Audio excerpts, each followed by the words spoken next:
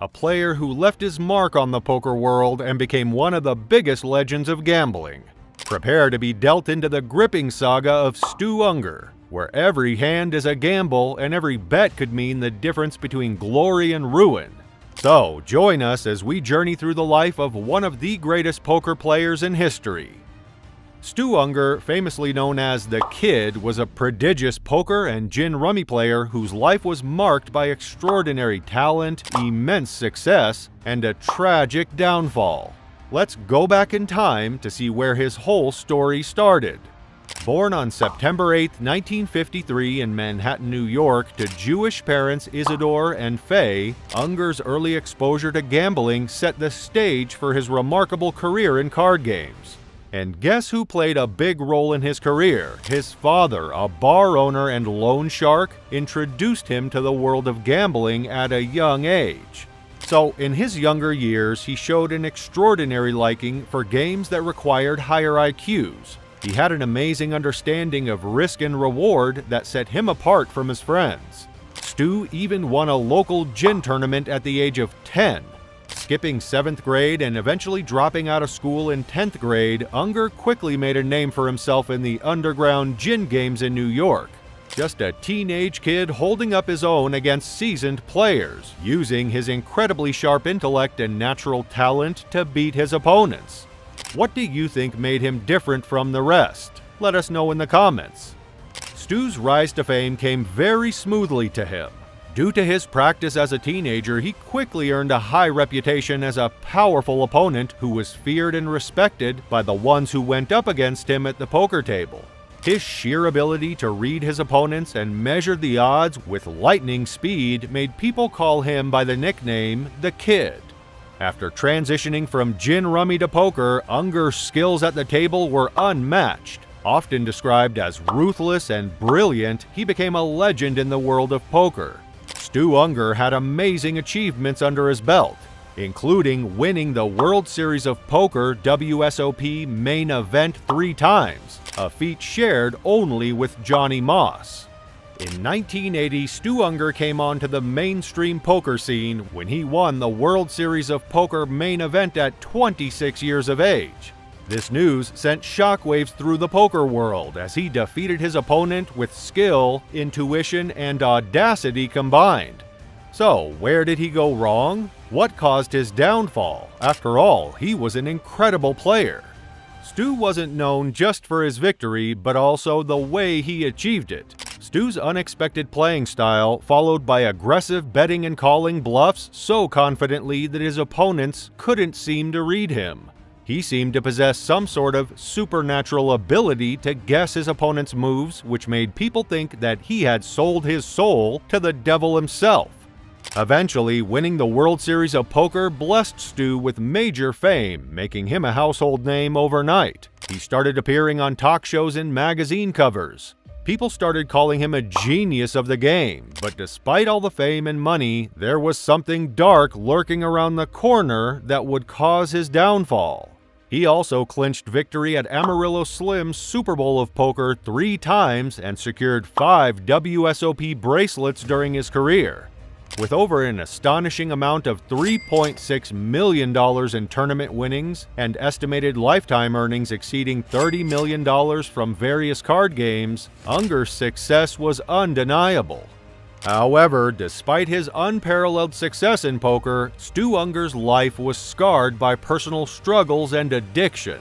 His story took a tragic turn with battles against drug addiction and personal demons. The highs of his poker career were overshadowed by the lows of his personal life, leaving behind a legacy that is both inspiring and heartbreaking. Stu's addiction to gambling led him down a dangerous path that would soon prove to be his undoing. He started making reckless bets and risky investments in his fortune, careless of the consequences that he would have to face. Moreover, as the years went by, Stu Ungar's life began to unravel.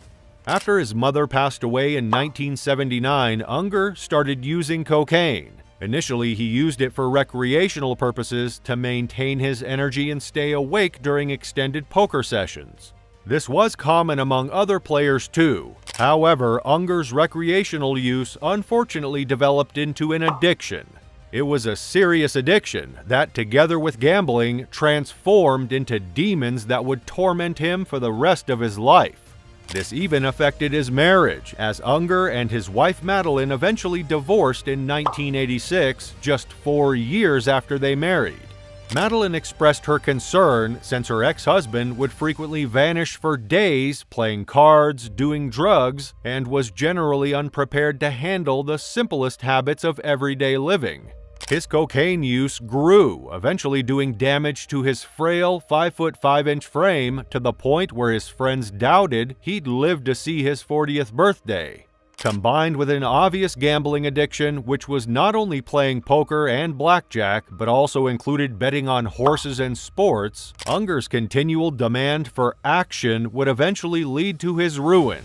Before we unfold his downfall, don't forget to subscribe for more poker content. As a last resort to get back into the poker world, Ungar attempted the 1980 main event. However, on the third day of the event, he didn't show up to the poker match. No one was able to find him, and eventually he was found unconscious in his hotel room due to a cocaine overdose. Due to his addiction, he did not finish the event, but he ended up in 9th place and won $25,050 despite passing out because of his massive chip advantage at the moment. And then, 7 years later, deeply in debt and visibly physically impacted by his cocaine use, Ungar entered the 1997 World Series of Poker main event with $10,000. This was provided to him by a friend, Billy Baxter, just before the tournament started. In fact, Ungar was the final player added to the roster shortly before registration closed. However, Ungar didn't believe he'd make it through the first day, but friend and fellow player Mike Sexton supplied some much-needed support, and he had a photo of his daughter Stephanie in his pocket that inspired him to keep going, and he called her regularly to keep her up to date on his progress. Ungar was so highly respected that he was declared the odds-on favorite to win the tournament, which he accomplished, becoming only the third person in poker history to do so. But even after making history, Stu Ungar still spent his WSOP prize money on cocaine and sports betting. He tried giving up drugs, but unfortunately relapsed after a few weeks. Baxter offered to pay his entry fee again before the 1998 WSOP, but Ungar admitted to not wanting to play due to his worsening drug abuse, physical condition, and fear of embarrassment. He became scarce and began smoking crack due to damaged nasal membranes. Stu Ungar was left with nothing, and his name slowly faded from the walls of poker history.